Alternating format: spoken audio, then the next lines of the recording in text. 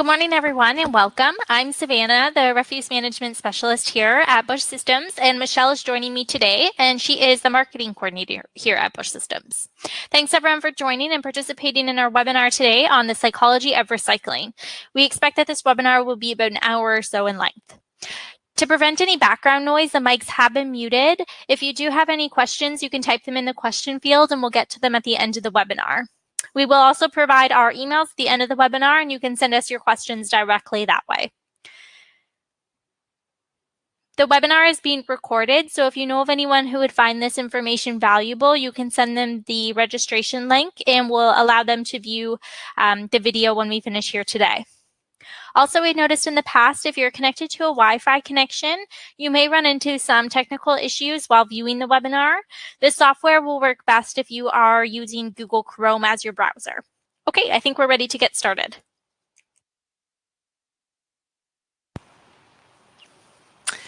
Psychology plays a huge role in how we carry out our everyday lives by influencing our choices and decisions. From the products we buy, the way we talk, the jobs we have, and even the things we eat. They're all influenced by psychology. So it should come as no surprise, really, that it plays a huge role in the reasons why and how we recycle. So today's agenda, we are going to be looking at why our decisions and behaviors in relation to recycling and sustainability initiatives in general are swayed, specifically by signage, messaging, and societal pressures, as well as strategies in education, marketing, and container choices to help influence positive change. We're also going to be looking at intrinsic and extrinsic motivations and how they impact the choices we make.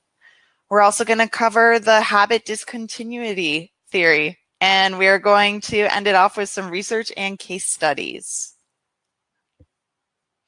So psychology is defined as a scientific study of the human mind and its functions, especially those affecting behavior in a specific context, and also the mental characteristic or attitude of a person or group.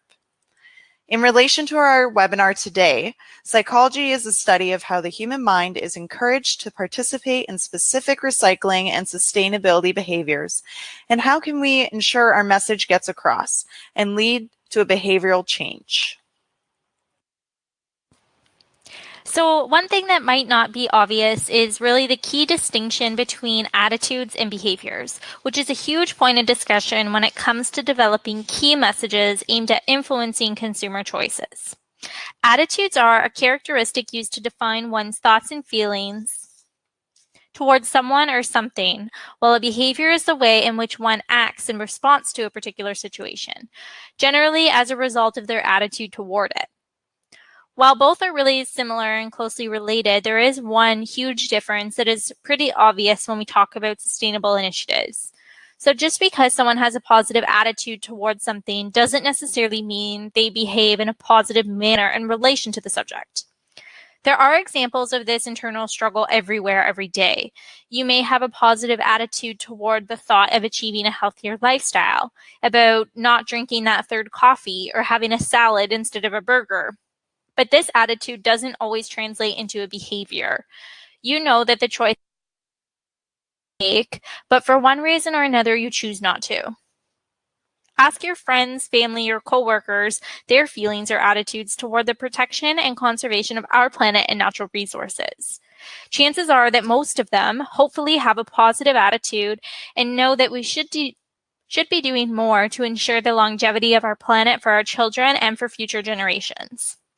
But how many of them drive a gas-powered car, drink from disposable coffee cups, use too much water, or maybe leave the lights on when they leave the room? This is an example of a disconnect between our attitudes toward the subject and the behaviors that we elicit as a result. So how do we bridge this gap?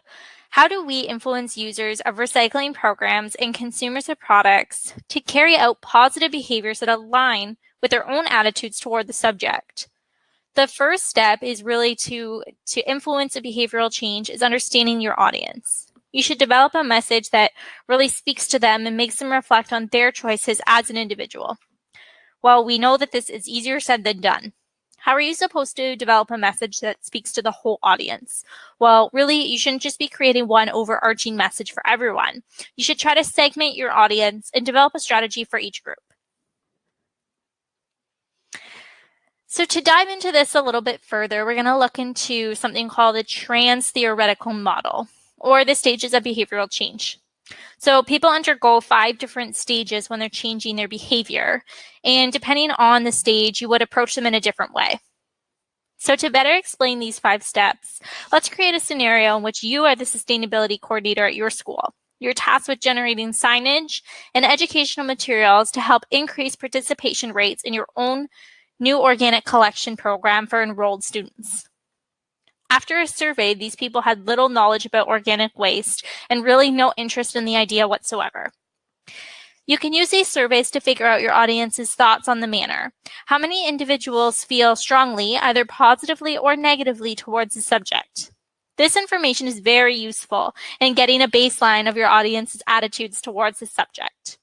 You should help decide your approach in communication and is helpful in ensuring success of your projects. Our goal in this scenario is to change their attitudes and behaviors about organic collection to help increase participation in the program, to boost campus diversion rates, and to also lower the school's environmental impact.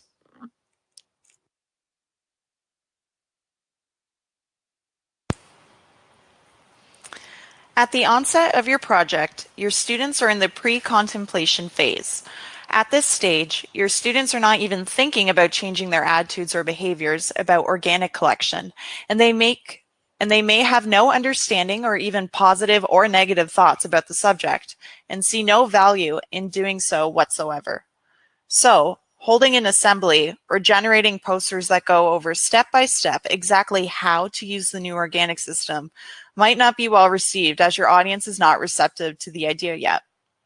You may need to take an alternative approach where you give additional information to help plant the seeds of a positive attitude before you try to expect a behavioral change. Consider providing the information through posters, pamphlets, and emails about how easy organic collection can be and all of the good that can come from it.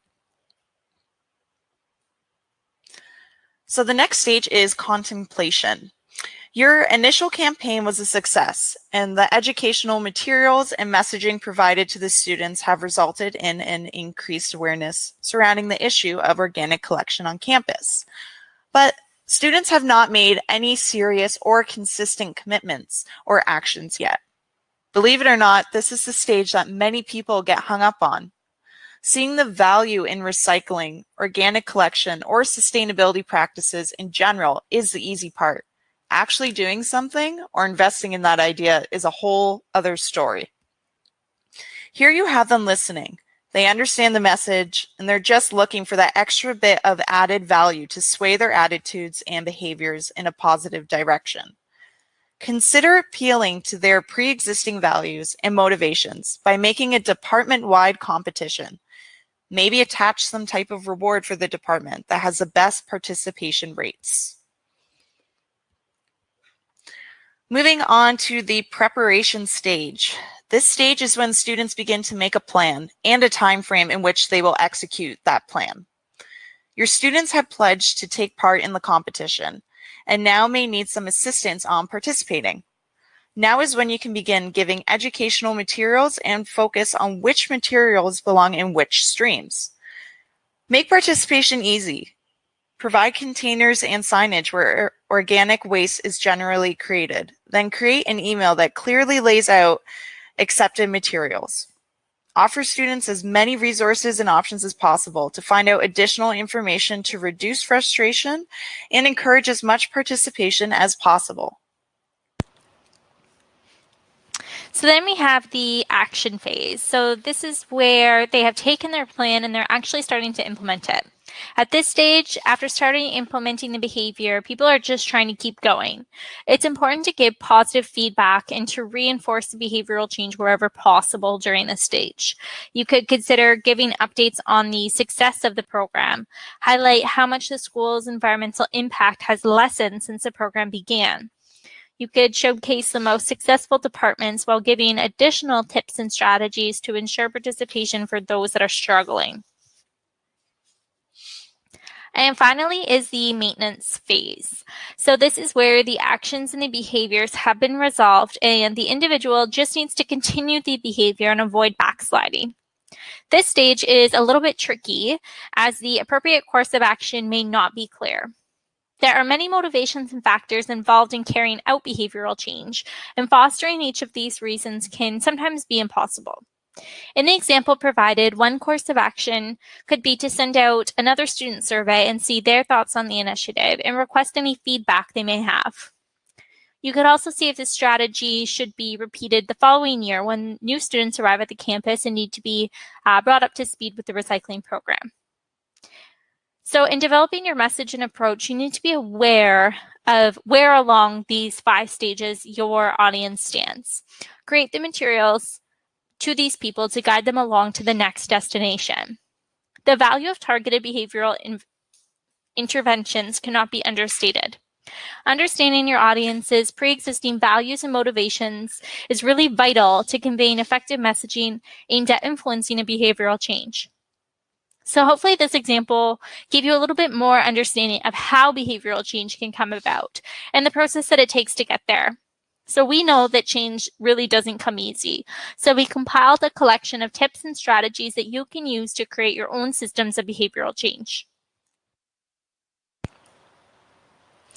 When discussing what works in terms of interventions related to recycling behaviors, we look to Reuven Sussman, PhD from the American Psychology Association, and he gave a fantastic presentation on behavioral change research related to recycling.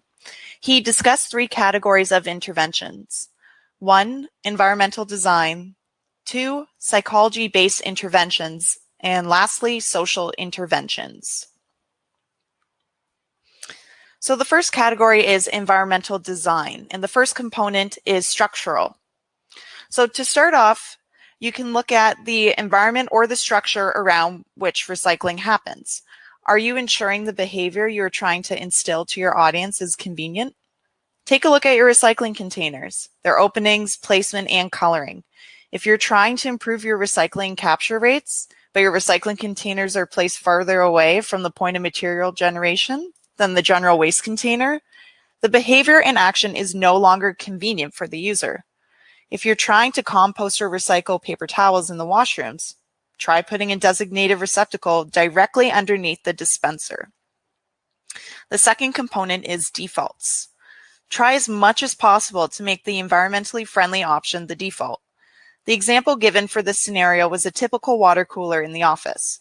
The standard setup is to have disposable cups next to the water cooler for convenience. However, by removing the cups, you're actually changing the default option from disposable to a reusable water bottle. This is a very powerful tool, and you can creatively come up with ways to shift the default option to the one you want and hopefully have great success. The final component is prompts. Visual indicators can be used as an intervention tool to inform or persuade users of your recycling system to properly divert the materials. Prompts can be signage and labeling on or around the containers, letting users know what materials go in which container. Another type of prompt can be posters or even television screens that go over the economic and environmental benefits of recycling, such as the use of less natural resources. So now we're going to take a look at psychology-based interventions, and we're going to look at feedback, reward versus punishment, and reverse effects. So the first is feedback. So often there's a lack of communication when it comes to environmental behaviors and the results of people's actions. So consider regularly posting updates on the amount of recycled materials collected in each container. By weighing out and providing this type of information as visible feedback, you start to encourage people to continue the sought-after behavior, and you also influence people who are not even yet participating. With reward versus punishment, this is generally the most obvious route to try to change behavior, and one that we've been exposed to since childhood. It's these methods of intervention that can be tricky, but effective if used correctly. So they don't necessarily have to be monetary or material based, but they can also be social rewards like praise and recognition, or punishments like public shaming. In both of these instances, the desired outcome can backfire. Like when a punishment is given to employees or consumers for negative behaviors, they may start to associate that punishment with the punisher or the company instead of the actual action. In both cases, if the reward or punishment are the sole reason for the change in behavior, after these are removed, the behavior may revert back to the original behavior. And finally, reverse effects. So some experiments and studies have been done that show the results of offering an additional incentive in the form of cash on bringing specific materials to a recycling depot. But what ended up actually happening is that people were just actually using more of the material in order to gain a monetary reward.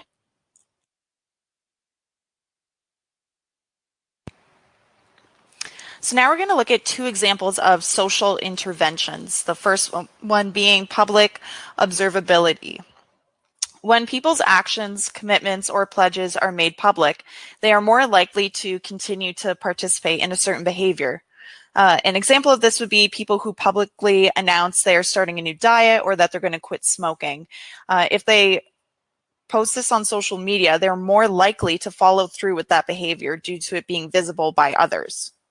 If you request a commitment from your staff or students to recycle and give some kind of visual indicator such as a button or sign-up sheet, these individuals now feel a social pressure to continue to do that behavior, and those that did not commit may feel pressure to participate.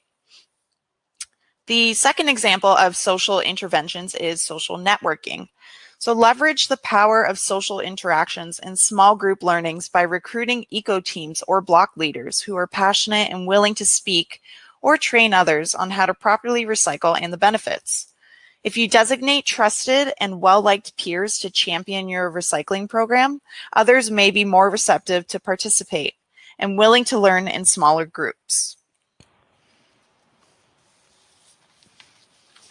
So now that we understand more about why people may or may not be motivated to change and how to facilitate the desired behavior, it's time to investigate how to make sure that the change sticks. So in order to have a successful behavioral change campaign, you need to understand the difference between intrinsic and extrinsic motivation. Extrinsic motivation is the motivation to perform a behavior or engage in an activity in order to gain a reward or avoid a punishment, like studying for a good grade or playing a sport to win a trophy, while intrinsic motivation refers to a behavior that's driven by an internal reward, self-satisfaction, or performing the task for its own sake rather than an external reward. The action itself is the reward. In determining which is the best form of motivation to use in order to facilitate behavioral change, as I'm sure you guessed, the answer is not black and white. There are instances in which both forms are acceptable. Extrinsic rewards are best used to begin development of a new behavior or attitude. This is to say that rewarding or incentivizing a specific action can increase participation or interest in something that previously didn't exist.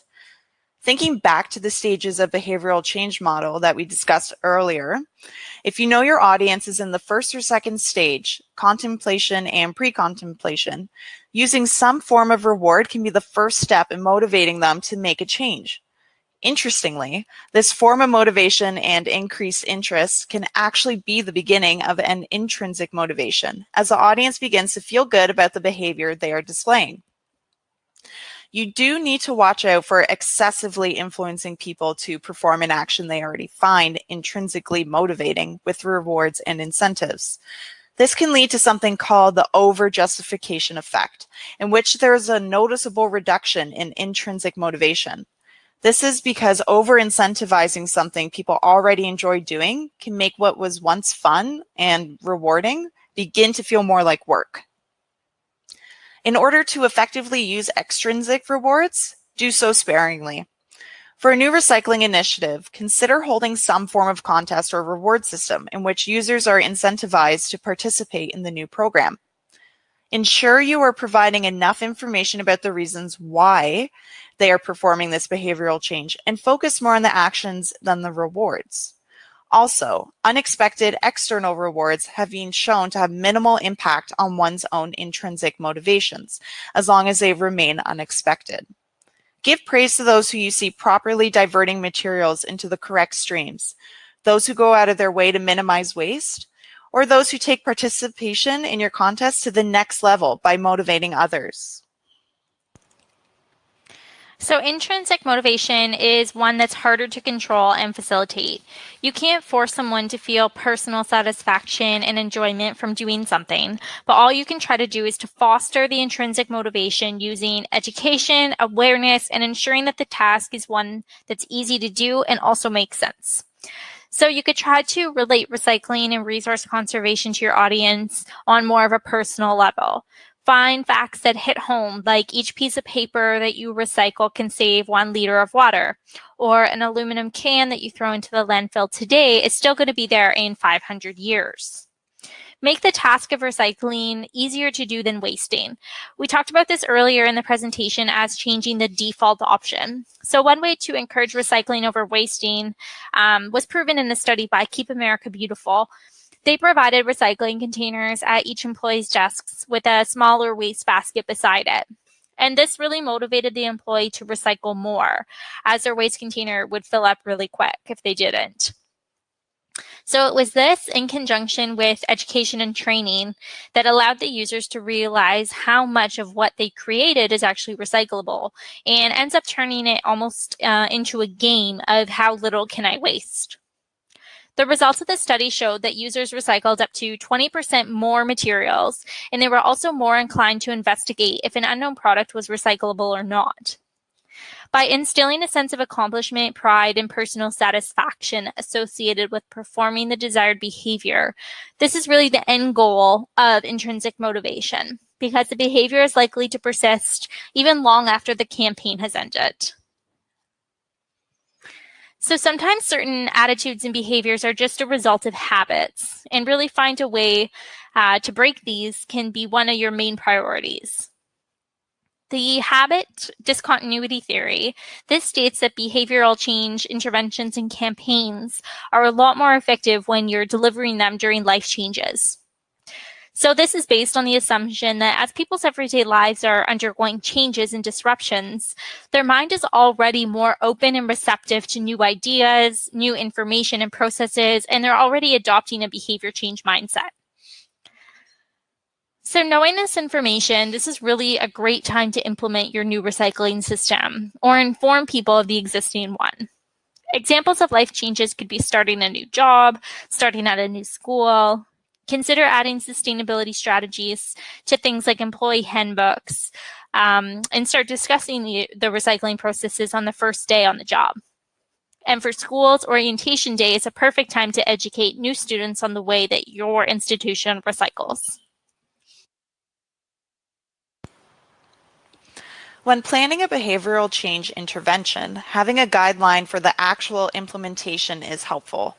The Do-Right method proposed by Scott Geller, a renowned behavioral psychologist, looks at the steps one should complete when implementing a campaign with the desired outcome of a changed attitude and behavior towards a specific topic.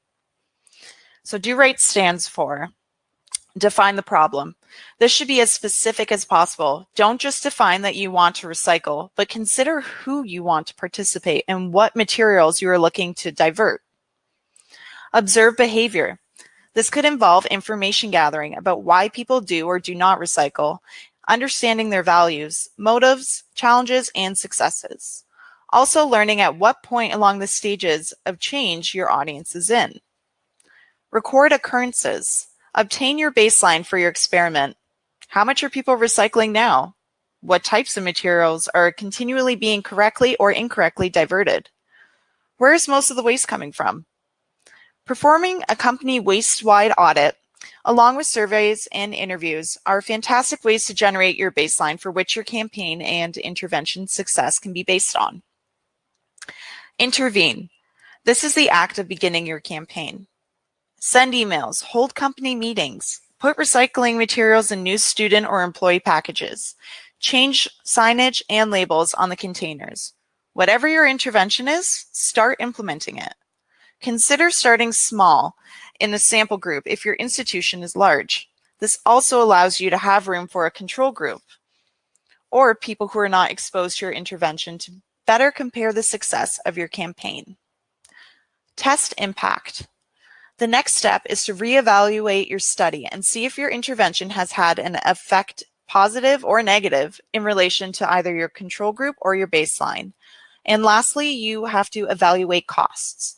So determine if implementing the intervention was economically viable for the long term. If the cost is manageable and the results are positive, you should be good to go ahead and roll out the intervention full scale. So the relationship between psychological behavioral development and pro-environmental actions like recycling has been repeatedly studied in the scholarly community. Here is a summary of 2 studies that we found really interesting and that might shed some light on why people behave the way that they do in relation to recycling. So the first is called The Power of Influence, and it was a study completed by the Arizona State University.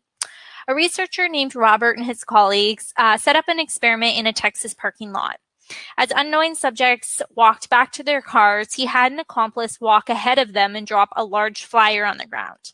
Half of the time, it occurred in a parking lot that was really clean and had no litter, and the other half of the time, it was performed on a heavily littered parking lot.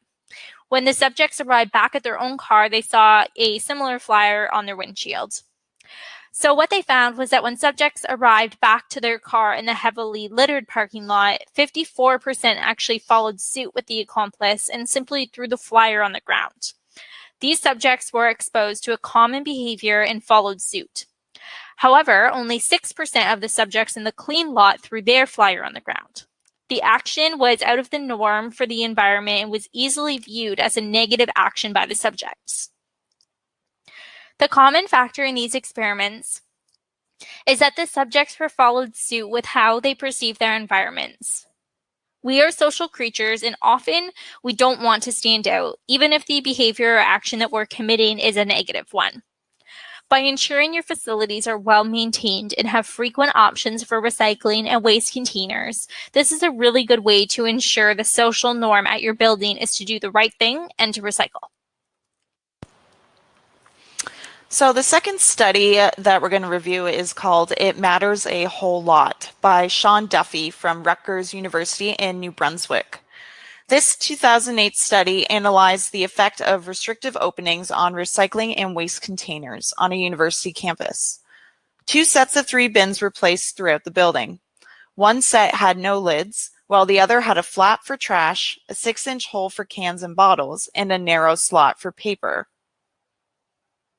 After analysis and comparison with baseline data, they found the results to actually exceed even the most optimistic predictions. The containers that used restrictive openings showed a 34% increase in the amount of correctly recycled materials and an outstanding amount of contamination rates reducing to 95%. This large change was attributed to the concept of affordance, or the property of an object that informs us of its proper use. For example, a rounded doorknob implies twisting to open, and a large button implies pushing. Using properly designed recycling and waste containers equipped with restrictive openings and effective signage could be the one thing your waste management system needs for a quick rise in diversion rates. Okay, so that wraps up our webinar today on the psychology of recycling. Thanks everyone for listening, and we hope that you gained some valuable information on the behavioral science behind recycling. If you enjoyed today's webinar, you can check out our landing page that has all of our past webinars and any future webinars that we're hosting as well. Our contact info is up on the screen, so if you have any questions, comments, or any feedback, you can always email us at resources@buschsystems.com. Thanks everyone, and have a great day.